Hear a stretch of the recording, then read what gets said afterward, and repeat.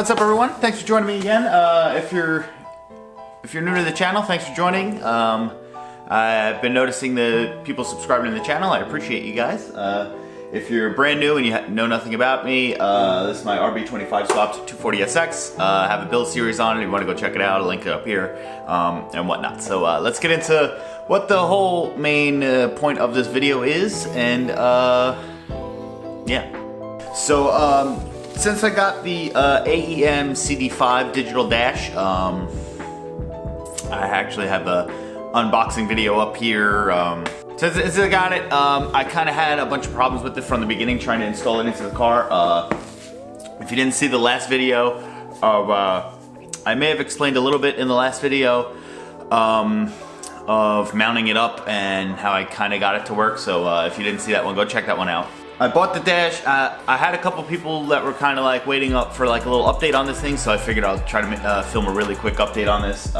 Shouldn't be too long, so I mean, you guys know before me, you'll see kind of, well, I'll know before you, but then you'll know clicking into the video, whatever.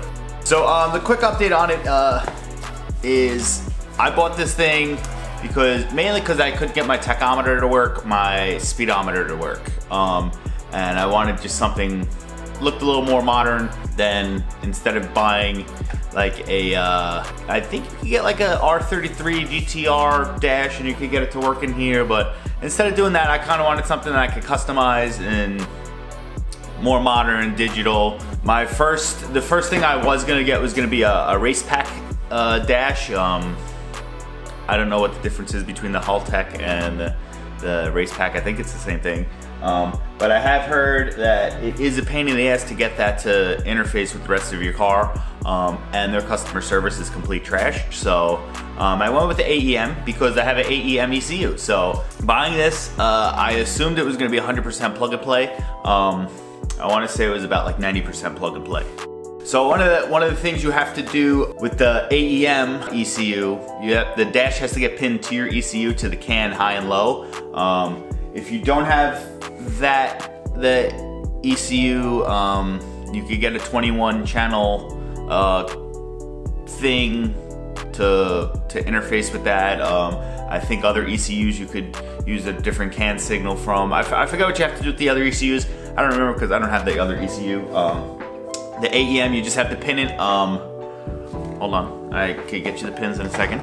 So if you have an AEM EMS Series 2, you have to pin the dash, the CD5 or 7, it's the same thing, just different size screens. You have to pin it, pin number 40 is the can high signal, and then pin 57 is the can low signal. First issue I was having with it not being like plug and play was I was having trouble getting it to constantly read the can signal. I think that was my problem because I didn't pin it properly.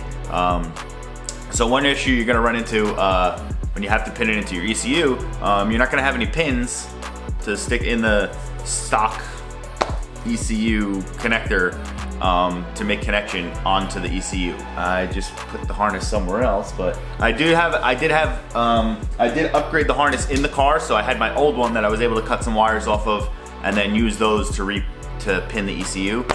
If you don't have something like that, I think they might sell a kit online that you could buy to get those connectors, but so that's gonna be one of the problems you're gonna run into if you don't have something to pin it with. So now, without further me just talking, let's show you how I have my dash set up. I do have the computer here. I don't know if we're actually gonna set anything up. Hold on. This computer is from like 1992.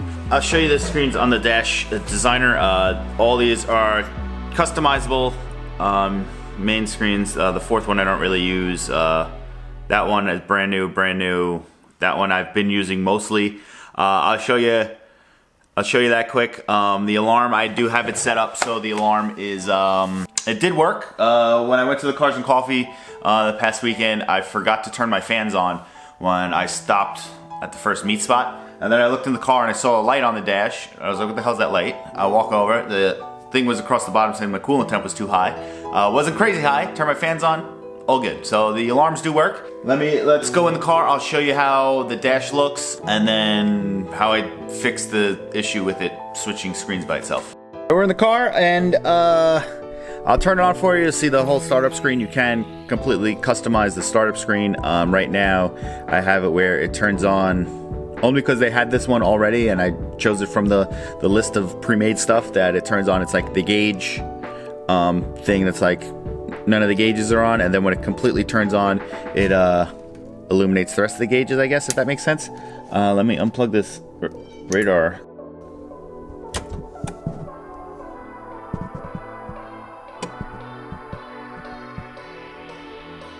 There you go. So like I was saying, you can customize that first screen. This is new for me. When I was out Sunday, I didn't have this screen yet, or the third screen. For speed, speed, coolant temperature, and I mean battery voltage, which it doesn't really matter, but I kind of keep an eye on it. I have been using this other screen, which I will show you in a second. Let's go over the issues I had and how I fixed it. So, dash, actually, let's see, look. This is with steering wheel on. Still see it nice and clear. So, issue I had, the screen was changing by itself, and what I came to the conclusion was that the button to scroll screens got jammed. Because what I did to fix it, I actually held the dash kind of like face down, and I like tapped the side a couple times, which I assume unstuck the button, because since I did that, it hasn't changed by itself anymore. So what I did to make sure that never happens again, I hooked up a button to change the screens. I don't remember if I ever showed it in the other videos, but this button originally was for my two-step. Now I have a different button for that, so I repurposed the button. You just have to pin it on the back plug on the dash. I have this button down here now, so I don't know if you're gonna get the full screen. So press button, screen changes. Press button, screen changes. Press button, screen changes. So I have it set up like that, so I never have to press that button again to have to worry about it getting jammed. So that was really the only main issues I had. Look at the screens quick. Like I said, the fourth one I don't really use, but we'll look at them anyway. So that's going to be the new main screen. Screen number 2, which I like the best because this that's a nice sweeping tachometer. Screen 3.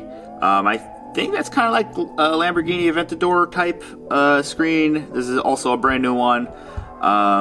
We'll see which one I wind up using the most, but and then fourth one I never really use. That was just put there because it was like a simple setup. But back to the first one, and that's it. Let's turn it off now. I don't know if I'm going to be able to display it for you right now, but these lights at the top light up super bright when you're accelerating and your engine RPMs are going up.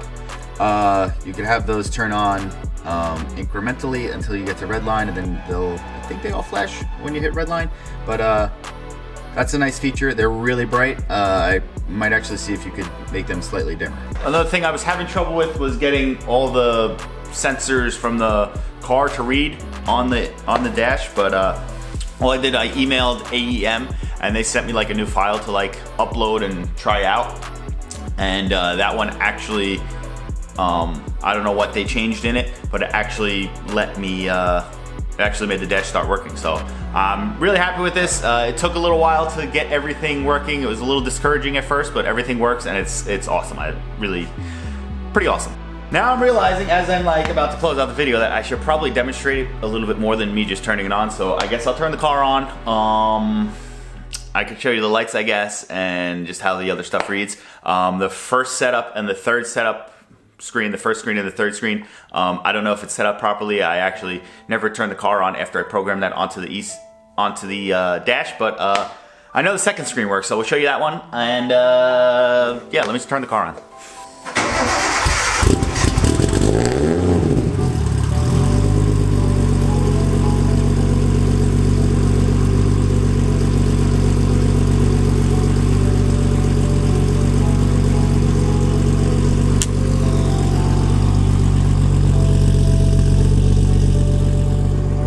So right off the bat, pretty big success with the first screen.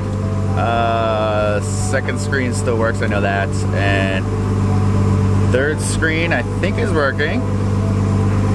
Yeah, so let me show you a quick and then we'll end the video. So There's the first screen. See RPM, RPM needle. Let's see. There it reads. Second screen.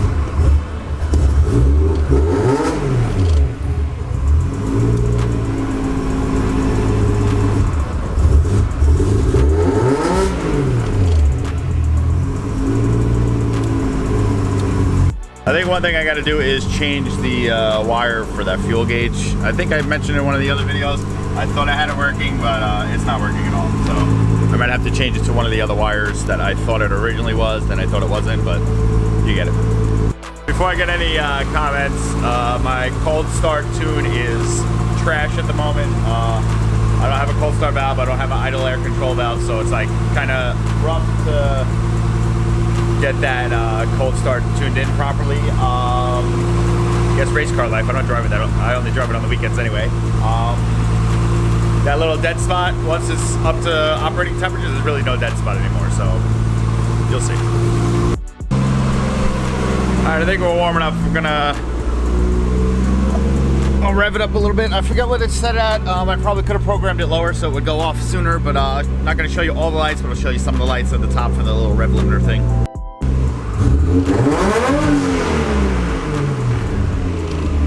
So yeah, just play that back and let's see what the rev limiter looks like. It's very bright, as you saw.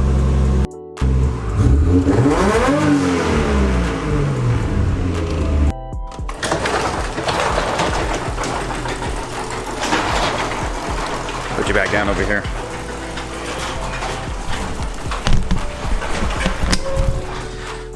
Oh, you're really low.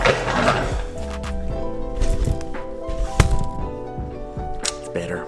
Fix that a little bit. So, that's the dash. I hope you enjoyed it. I'm enjoying it a lot right at the moment. So, like I said, other than those issues I had at the very beginning, no complaints anymore. Everything on it is extremely customizable. You could make your own dash design if you want to get that crazy with it.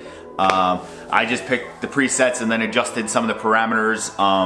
Like on some of the other screens, I think it used to have like boost on one of them, and I changed it to like battery voltage just because I'm more concerned with that since I have a boost gauge off to the side. But you could customize it however you want. You could change the colors of anything. So thumbs up from me. Get one for yourself.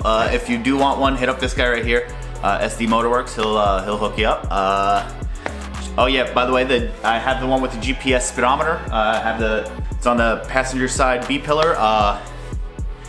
Speedometer is finally working. I don't have to rely on my radar detector as my speedometer anymore. So big plus from that. Now I know what speed I'm going, so if I do get pulled over and the officer says, do you know how fast you're going? I could actually say yes this time. Not that it's happened before, but I mean, I legit, do you know how fast you're going?